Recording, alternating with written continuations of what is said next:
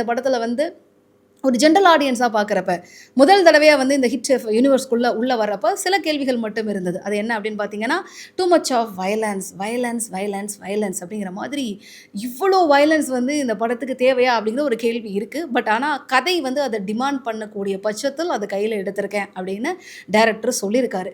But வந்து நமக்கே ஒரு கட்டத்தில தோணும். என்னடா இவ்வளோ வயலன்ஸ் இருக்கே! அப்படிங்கிற மாரி ஒரு கேள்வி நமக்கே தோணும். பட் அதுக்கு பதிலும் நமக்கே தோணிடும்.